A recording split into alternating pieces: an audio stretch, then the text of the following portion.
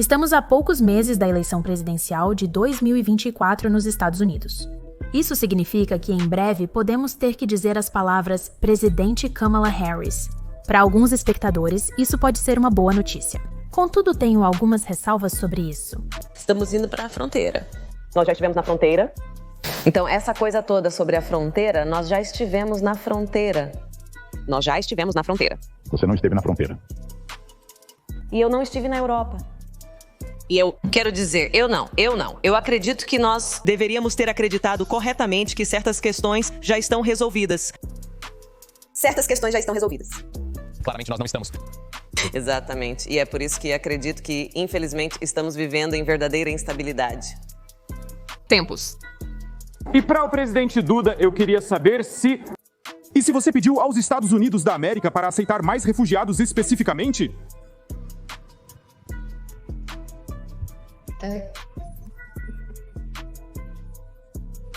Um amigo necessitado é um verdadeiro amigo. Nos 3 anos finais do governo Biden-Harris, a maior parte da mídia mainstream pareceu concordar com o que era evidente. Kamala Harris foi a vice-presidente mais incompetente da história dos Estados Unidos da América, sendo muito criticada por seus discursos confusos. Existem aqueles que são incapazes de ver o que pode ser. No entanto, há muitos que enxergam o que pode ser, sem se deixarem sobrecarregar pelo passado. Explicações ao nível de uma criança sobre questões internacionais complexas. Ucrânia é um país na Europa. Ele está localizado ao lado de outro país chamado Rússia. Rússia é um país maior. Rússia é um país poderoso. A Rússia decidiu invadir um país menor chamado Ucrânia. Então, basicamente, isso está errado. Geralmente apenas risadas inapropriadas. Cara, eu tive que ir para casa. Você está brincando comigo? É isso que queremos saber.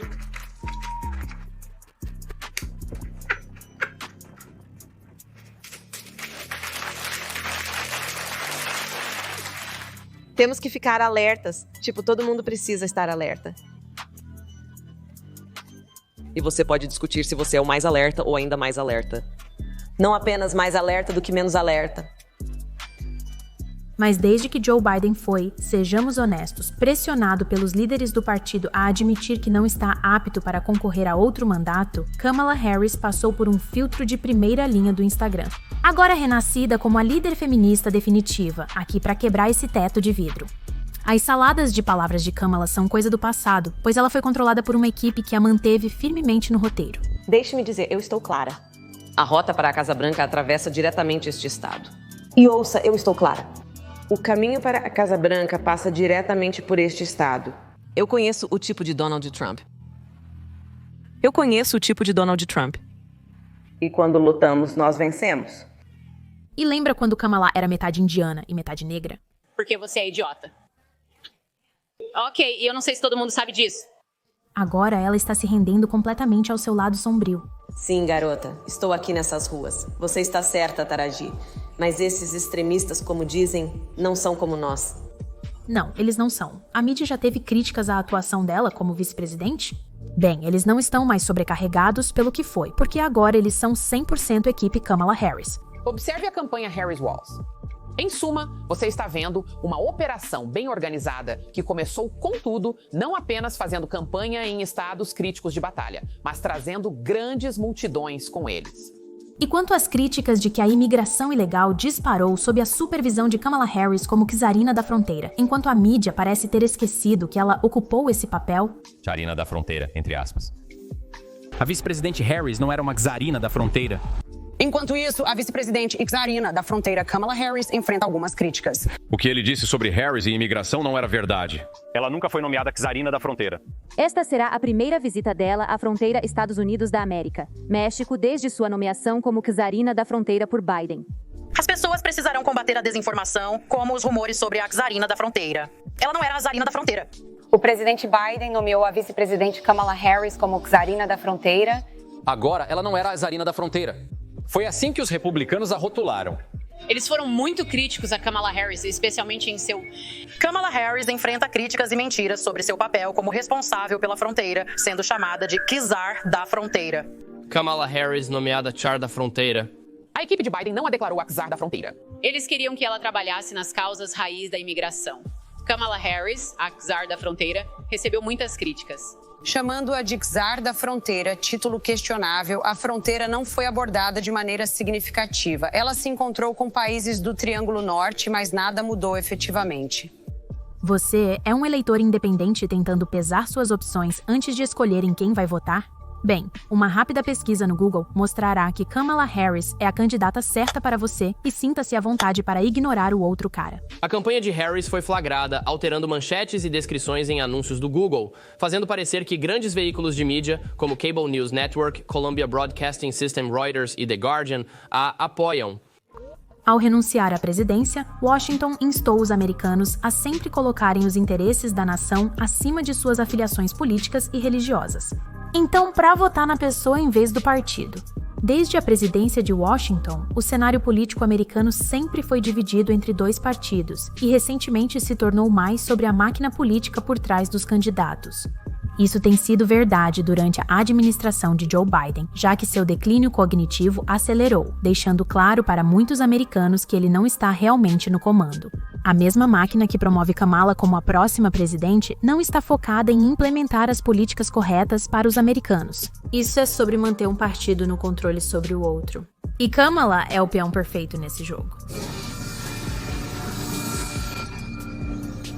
Nos últimos anos, os americanos parecem estar despertando para o conceito de Estado profundo e muitos estão percebendo que talvez as pessoas que pensamos estar no poder, os políticos que são eleitos pelo povo para participar de um governo para o povo, não são os que estão no comando. Nossa democracia, ninguém neste país acredita que suas vozes são audíveis em Washington. Tudo está manipulado e as pessoas têm conhecimento disso. É como o teatro kabuki de uma democracia. Não é real.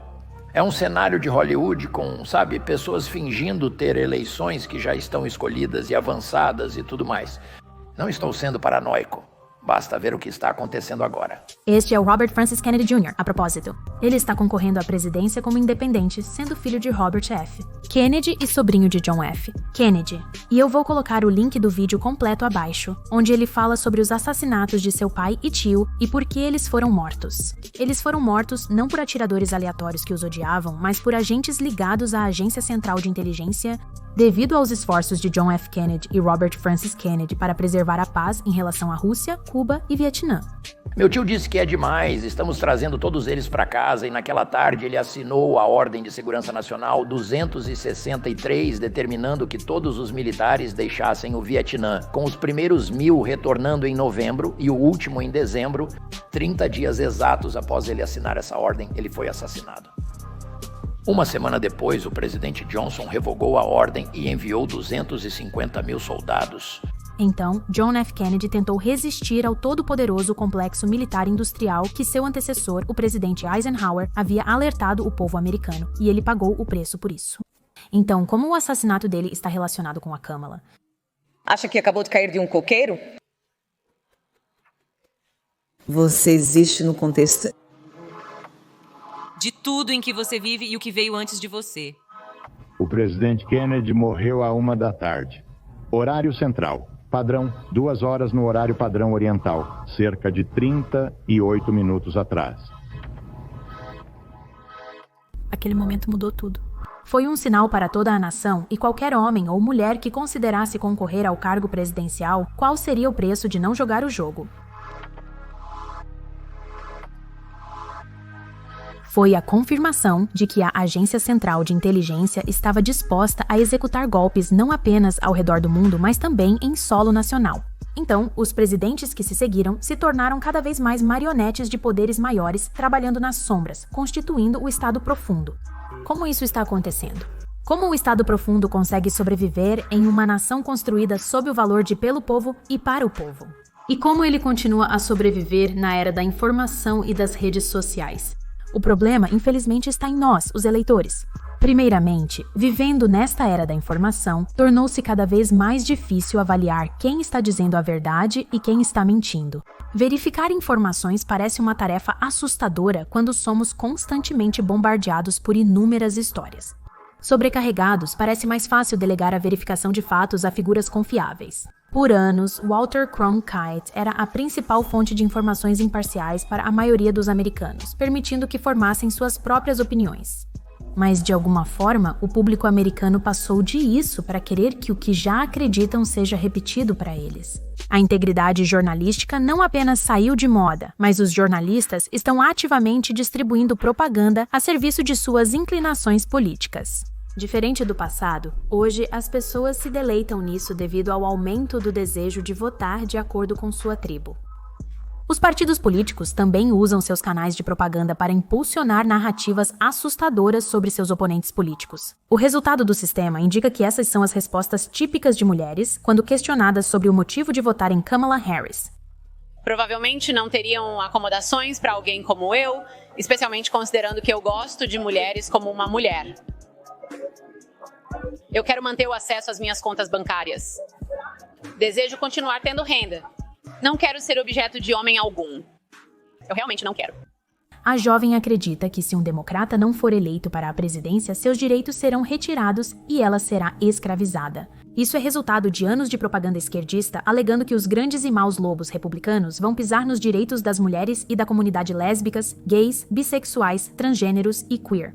Essa incitação ao medo nos mantém lutando entre nós, permitindo que aqueles no poder sigam seus negócios sem perturbações. É uma ótima tática, pois com todo esse medo instigado, eles não precisam responder pela economia fraca, inflação massiva, gastos astronômicos e fronteira aberta. Os esquerdistas também espalharam muita raiva contra nossos pais fundadores. Esses homens previram os problemas atuais e projetaram um governo onde os direitos individuais não seriam pisoteados por tiranos em busca de poder. E eles acreditavam que o melhor antídoto era promover uma população bem instruída.